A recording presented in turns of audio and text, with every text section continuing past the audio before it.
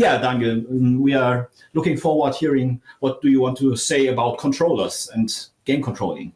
Right. Yes. Thanks for the invite and thanks for the kind introduction. And I'm amazed, right, when I see all the activities and the slide design and everything, right? So this is really heartwarming. So let me try to get the presentation up. Okay, let's see. So now you see a lot of stuff happening, and here is the presentation. Can somebody say that the slides are up? I can see them. Okay, perfect. That's good. All right, so yeah, my topic here is the role of controllers in the playing experience of vintage digital games in museal settings. And I realized that a lot of stuff has been said by everybody already, so I try to minimize that. But there is some overlap, of course. But I don't think that everything has been said already. So that's the abstract that I sent. I'm not sure if you know, we can come back to that, but I'd like to explain what is going on now. The idea, or the starting position here, is that digital games are not only software, right? That sounds trivial, but this is something that is probably only slowly realized. And what I really find interesting here is that digital games seem to be different here than other games, and that's probably also something we can discuss, right? But when I think about sports games or card games, role-playing games, it's a question, right? If these games also have controllers, right? Is a tennis racket an interface to play tennis, or is it part of the game, right? Interesting question. Maybe we have time to discuss it. One thing I should probably say when I say digital games, I mean everything, right? So computer games, console games, arcade games. As long as this is not a single game console, then I'd say this is what I'm talking about. And then, of course, we can see how much this applies to other stuff too. So I start with the idea that the controller is essential for the playing experience of games. And this is something that players always have recognized. And now this is the outline you see. I'll talk a little bit more about the setting. Then I talk about the museal context, which I realize that everybody had, you know, many talks have already docked into that. I talk about other initiatives beyond controllers that are pretty popular. Controllers are not so popular so far as I can tell. Then I talk about controllers and platforms, so they seem to be different in some respect. Then I talk about the players, because if one says the play experience is impacted by controllers, I think one has to talk about the players. And lastly, I want to talk about the communities that are involved. And we have heard a little bit about that before. So enthusiasts seem to be a very important community here that is not always involved. And there is a conclusion. I'm not giving any answers. Sorry for that, but I'm at least plotting out some possible venues for future research.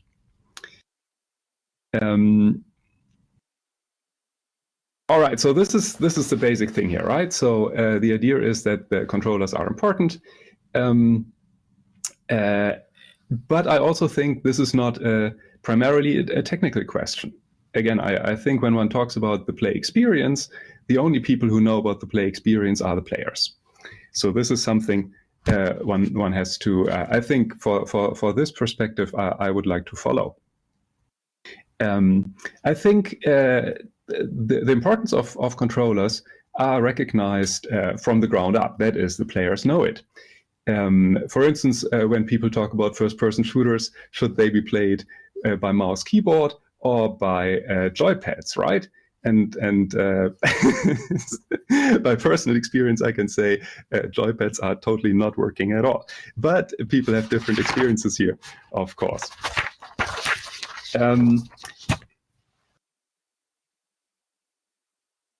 Okay, we've done this. Right. The first thing I want to talk about is the museal context here. And very roughly, I'm not a museum person, but I assume that museums are to provide access to media, to an interested public and researchers, academics, other people that are otherwise unavailable. And I've already claimed that controllers are super important for the play experience. So the most obvious thing to do would probably be to have these original controllers available for museum visitors. And I have a few quotes here on the slide that support that. The question is now, should we now put original and unmodified artifacts, the controllers, in museums for visitors to use? This is difficult, right? Everybody has said that already. Arcade machines, consoles, computer hardware, and the controllers, everything will fail, maybe sooner than later. And I found this thing here online that capacitors can dry up, PCBs can rust, and power supplies can catch fire. Okay, this is probably a little bit dramatic. And it is still possible today to find arcade machines from the 80s that are still going. I was in Durban a few years ago, and there I ran into an arcade machine, Miss Pac-Man, which was apparently still running, right? So I took a picture here, and you see also there's a detail here. The screen definitely has seen better days before, which we come back to later, of course. And we've heard already an alternative to the original hardware is, of course, emulators and then mapping of controls. And this is likely to be unrepresentative, of course. If games should be played with certain interfaces with controllers, then it's not the same thing, presumably, to play it on a keyboard or with the modern controllers. Again, this is recognized, of course, by players.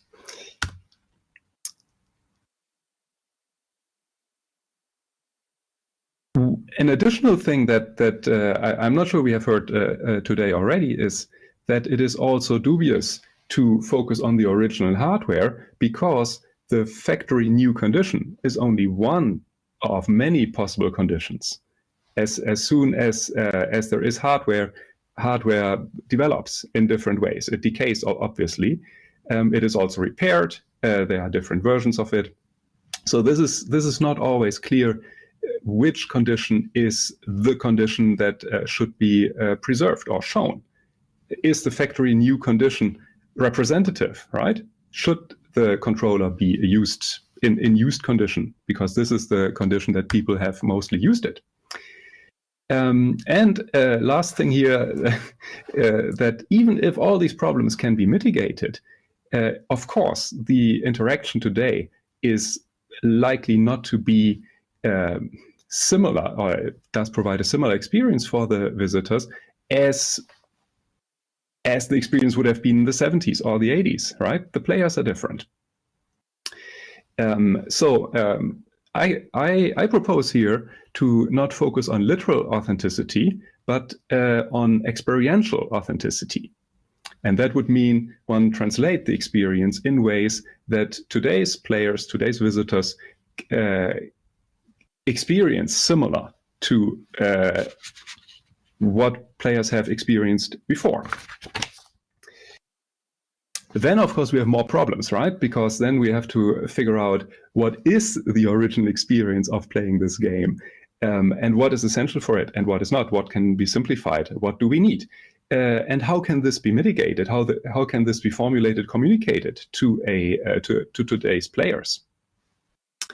And another problem is also that this approach draws criticism, because then some people are probably disappointed that it is not the original thing that they are being able to use. So many problems here. Very briefly, I want to mention that controllers is a popular aspect in enthusiast communities, I would say. But there are others. For instance, the creation of dedicated gaming machines. Often Raspberry Pi, and they can often model 50 or so consoles and computers. Emulator stuff, right? This is they usually run emulators. One interesting thing I came across now is a field programmable gate array computer, and this is on the slide here, the MIST, for instance. And this computer is not using a software emulator, but the chips of the original system are modeled in hardware. So on the level of the logic hardware, there's a core, and the computer is on the level of the logic hardware rebuilding the original system. Very interesting, I think. Another thing is, a popular thing is the look of old games. And I'm sure you noticed, and people have been saying it before, CRT screens gone out of fashion a few years now ago, and the look is different on modern displays. And let me just briefly go back to the photo of Mrs. Pac-Man here. You see clearly on the detail photo that this screen is shot, but this is the look that people remember, right? So this is something that is also popular to do. And recreation of audio, this is also done also by chip modeling, by the way, right? This is not only sampling, but people also model chips similar to the FPGA approach. Now, first, I want to propose this categorization for controllers, and this is fuzzy, right? So there are overlaps of obviously general purpose controllers, game controllers, and then controllers that are made for specific games. And it's obvious that some of these controllers then become general game controllers, light guns, for instance, right? But I want to go through briefly the platforms. The reason is that the platforms have usually different traditions of controllers, and players have different expectations. Within a category of controllers, of course, conventions emerge, for instance, within gamepads. I want to go briefly through arcade games, home consoles, home computers, 8 and 16-bit, handheld consoles, PCs, and mobile phones. Focus here is obviously on the early stuff. The thing about arcade games is that they usually have their own specific custom-made controllers. Don't want to go through all this stuff in detail here, but Tubin, for instance, on the left has a custom button arrangement. Space Invaders has this lever for moving the ship left and right, fire button. Rampart has 3 trackballs for 3 players. Tapper has these beer-style levers, I would call them. And there are more, right? Light guns, for instance, on the left, Duck Hunt. Looks funny today, a bit more serious looks the Terminator one in the middle. Fitness games such as Pump It Up, which is a copy of the famous Dance Dance Revolution, has a specific controller. Then there are vehicle controllers, handlebar, steering wheels. But we can also get this in bigger. So this is the obviously a vehicle controller, and they can connect 16 players, right? So I've seen 8. That was the most I have seen in my life. And this is obviously all custom built here. And there is more stuff. Bikes, for instance,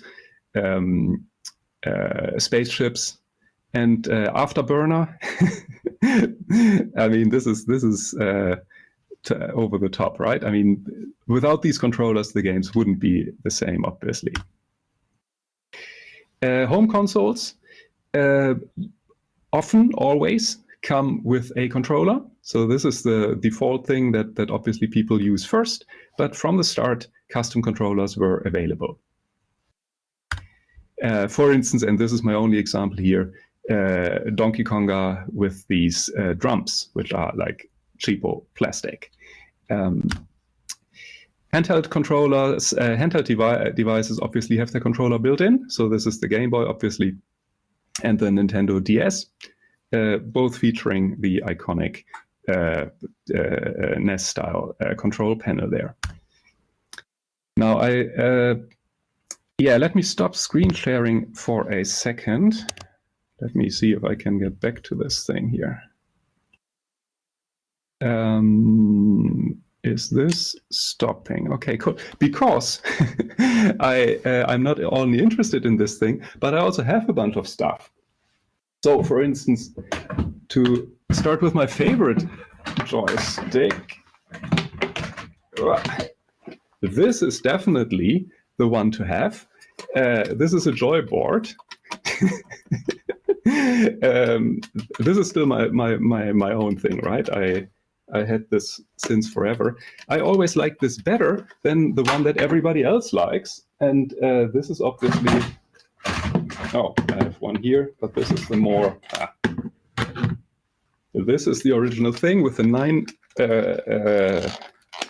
with the 9-pole connector off. Obviously, this is a Competition Pro. Micro switches, not the one with the metal tongues. This is the famous one, right? This is the joystick. If there's one joystick to take to the island, that this is probably it. Light guns.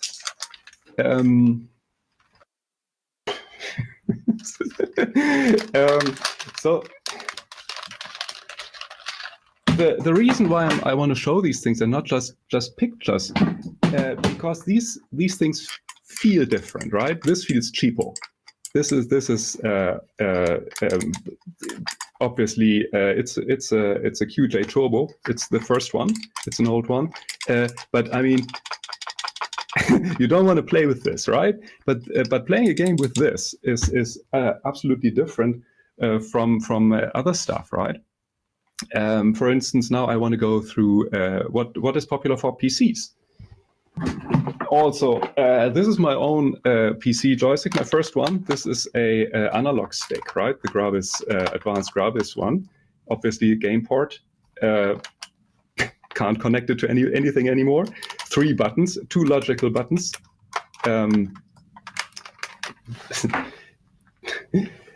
Later, these things were popular for PCs, right? Flight sticks. And this is like a massive Logitech Wingman.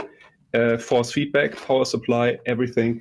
And I have some more stuff, but I think I go back to the presentation because I think the time is ticking. So let me finish the presentation. I need to go back to the screen sharing thing. And here we go. Is this now playing from the slide? Yeah, excellent. Okay, cool. So we have seen some joysticks. More sophisticated stuff obviously is available. And this, for instance, is obviously a steering wheel for a car simulator, right? And I built one. I have one here in my office. I can show you at the end of the presentation. And this, this is modeled obviously on an original car steering wheel. Now, the players. And I think I need to. I don't see the chat or anything, right? So I think I also need to wrap up. I think a lot of people have been there for a while, so I don't want to go through the players. The basic message here is the players of vintage games, they are different. They have been different. There was a different demographic in the 70s and 80s and 90s than there is today. And there is many statistics that prove the point, right? Today, everybody plays. Gender equality is not quite has happened, but we are on the way. And games are recognized as this massive economic thing, and this is roughly what happened in terms of sales in the last 50 years. And this is my bottom line here, right? Today's players have clearly different skills from the players of old games, and players are not homogeneous in their experiences, right? So my argument here is then the question of authenticity needs to be modulated for specific audiences in specific contexts. I think there should be involved different communities that are interested and relevant for the question at hand, and that would be academia, museums, controller enthusiasts, and modern gamers. Also don't want to go in detail into it. Academia is not focusing on the question of controllers. Controllers still have probably an image of like a second-rate medium, so anything that has to do with touch, this is probably not considered high culture, right? And that point can be, I think, shown. Museums have also probably not focused on this, but often find pragmatic solutions. And we have heard some today already. Super interesting what the ZKM does. Game and controller enthusiasts often have super skills and dedication and build amazing stuff. But of course, they are not often always following academic or museal ideals, right? So they build stuff because they remember it in a certain way, and all they want to, they have idiosyncratic motivations. And modern gamers are probably not very skilled factually to interact with old games. I was intrigued by the call for this workshop because it had the load star comma 8,1. I mean, this is clearly saying where this is coming from. Okay, now my conclusion here is, as I said, no definite answers. My conclusion is that future research can focus on the conceptual perspective, for instance, phenomenology or semiotics, to explain this situation about controllers as being items and material, and at the same time gateways and interfaces into games. Then, obviously, the impact of controllers need to be identified. Then we can try to transform or to modulate or to communicate authentic experiences to players, to specific groups of players. And as I said before, we should try to involve interested communities.